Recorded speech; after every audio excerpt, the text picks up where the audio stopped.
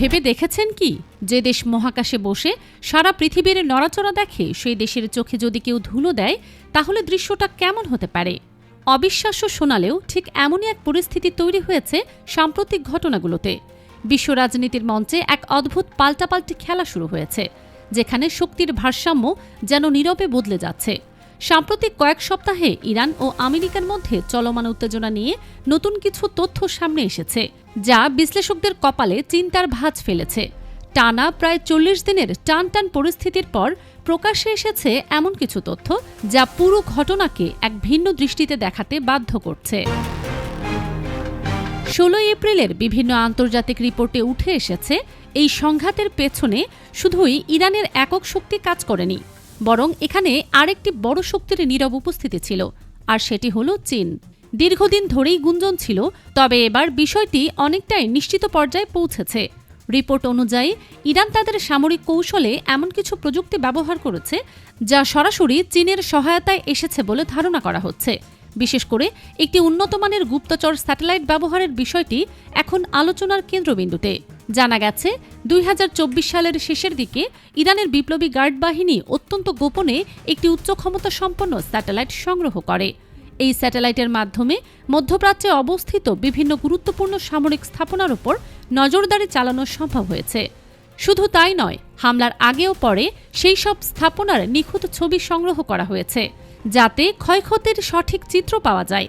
এখানেই প্রশ্ন উঠছে, যদি সত্যি ইরান এমন প্রযুক্তি ব্যবহার করে থাকে, তাহলে মহাকাশেও কি নতুন এক শক্তির ভারসাম্য তৈরি হচ্ছে?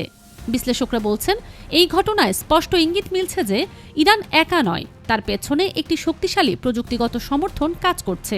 এই খবর প্রকাশ্যে আসার পর স্বাভাবিকভাবেই আমেরিকা ও চীনের সম্পর্ক আরও জটিল হতে পারে, কারণ এটি শুধু একটি আঞ্চলিক সংঘাত নয়, বরং এটি বৈশ্বিক শক্তির প্রতিযোগিতার একটি অংশ। এবার আসা যাক এশিয়ার আরেকটি গুরুত্বপূর্ণ ঘটনার দিকে। সাম্প্রতিক সময়ে চীন এমন একটি কৌশলগত পদক্ষেপ নিচ্ছে যা ভবিষ্যতে বিশ্ব রাজনীতির মানচিত্র বদলে দিতে পারে।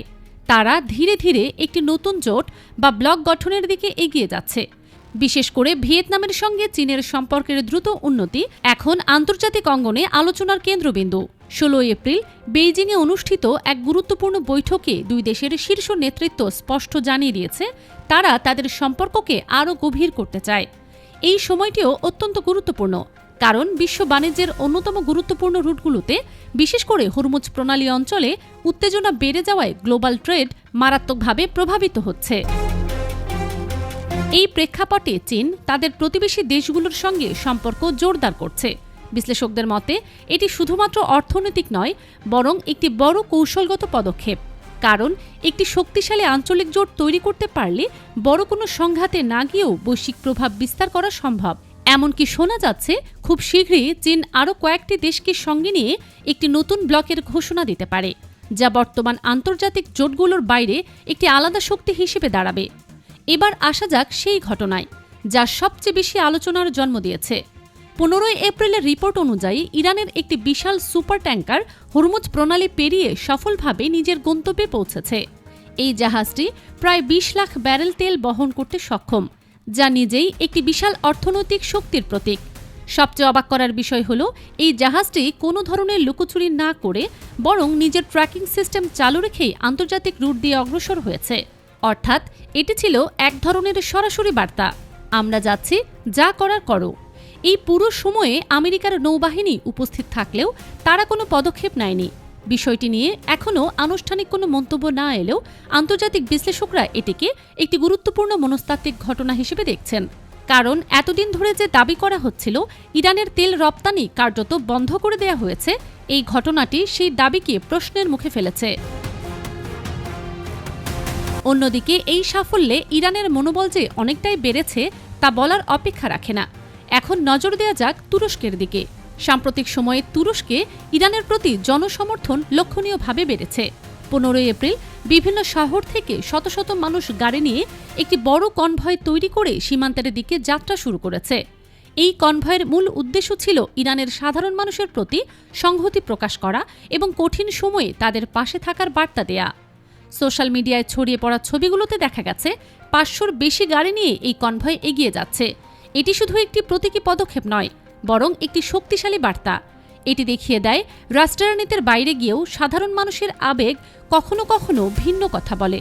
এই ঘটনাটি এমন এক সময় ঘটছে যখন মধ্যপ্রাচ্যের পরিস্থিতি অত্যন্ত জটিল, ফলে এই জনসমর্থন আন্তর্জাতিক অঙ্গনে নতুন এক আলোচনার জন্ম দিয়েছে। সব মিলিয়ে এখন যে চিত্রটি ফুটে উঠছে তা হল বিশ্ব রাজনীতি এক নতুন মোড় নিচ্ছে।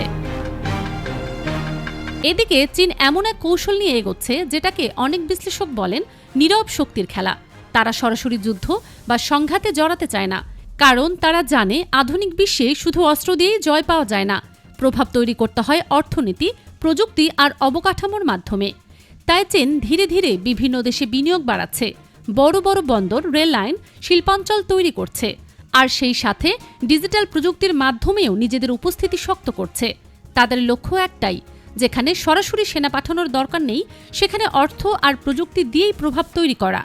এই কৌশলের সবচেয়ে বড় দিক হল বাইরে থেকে এটি খুব আক্রমণাত্মক মনে হয় না, কিন্তু ভেতরে ভেতরে এটি একটি শক্তিশালী নির্ভরতার জাল তৈরি করে, যেখানে অনেক দেশই ধীরে ধীরে চীনের উপর নির্ভরশীল হয়ে পড়েছে। অন্যদিকে ইরান সম্পূর্ণ ভিন্ন পথে হাঁটছে। তারা জানে সরাসরি শক্তিতে আমেরিকার মতো দেশের সাথে পাল্লা দেয়া কঠিন, তাই ইরান বেছে নিয়েছে মনস্তাত্ত্বিক শক্তি প্রদর্শনের পথ, অর্থাৎ এমন কিছু পদক্ষেপ নেয়া যেগুলো দেখে প্রতিপক্ষ বুঝতে পারে ইরানকে সহজে দমিয়ে রাখা যাবে না। যেমন আন্তর্জাতিক চাপ বা নিষেধাজ্ঞা থাকার পরও খোলাখুলিভাবে নিজেদের তেলবাহী জাহাজ চালানো বা নিজেদের সামরিক সক্ষমতার ইঙ্গিত দেয়া, এসবই এক ধরনের বার্তা। এই বার্তাটি শুধু আমেরিকার জন্য নয়, বরং পুরো বিশ্বের জন্য ইরান দেখাতে চায় তারা এখনও দৃঢ়ভাবে দাঁড়িয়ে আছে এবং ভয় পায় না। এই দুই কৌশলের মধ্যে একটি বড় পার্থক্য আছে। চীন যেখানে দীর্ঘমেয়াদী খেলায় বিশ্বাস করে ধীরে ধীরে নিজের প্রভাব বিস্তার করে, সেখানে ইরান তাৎক্ষণিক প্রভাব তৈরি করতে চায়, একটি শক্ত বার্তা দিয়ে পরিস্থিতিকে বদলে দিতে চায়। তবে দুটো কৌশলেরই লক্ষ্য কিন্তু এক, নিজেদের অবস্থান শক্ত করা এবং প্রতিপক্ষকে চাপে রাখা। সবচেয়ে গুরুত্বপূর্ণ বিষয় হল এই দুই ধরনের কৌশল একসাথে বিশ্ব রাজনীতিতে কাজ করছে। একদিকে নীরব গভীর প্রভাবের খেলা, অন্যদিকে সরাসরি সাহসী অবস্থান নেওয়ার খেলা। আর এই কারণেই বর্তমান পরিস্থিতি এত জটিল ও অনিশ্চিত হয়ে উঠেছে। আর তুরস্কের সাধারণ মানুষের এই উদ্যোগ দেখিয়ে দিচ্ছে মধ্যপ্রাচ্যের আবেগ ও বাস্তবতা কতটা গভীর। বিশ্লেষকদের মতে, যখন মানুষের ভয় কমে যায় তখন বড় বড় শক্তির অবস্থানও নড়বড়ে হয়ে যেতে পারে। আগামী কয়েক বছরে এশিয়ায় নতুন জোট, নতুন সমীকরণ তৈরি হতে পারে, যা বর্তমান শক্তির ভারসাম্যকে পুরোপুরি বদলে দিতে সক্ষম। ইতিহাসের এই পরিবর্তনের সময়ে আমরা দাঁড়িয়ে আছি এক নতুন অধ্যায়ের সামনে। এখন প্রশ্ন হলো, এই পরিবর্তন আমাদের কোথায় নিয়ে যাবে? আপনার কি মনে হয় এই জিওপলিটিক্যাল পরিবর্তন বিশ্বকে কোন দিকে নিয়ে যাচ্ছে? আপনার মতামত আমাদের জানাতে পারেন। চোখ কান খোলা রাখুন, কারণ বিশ্ব রাজনীতির এই খেলা এখনো অনেক বাকি।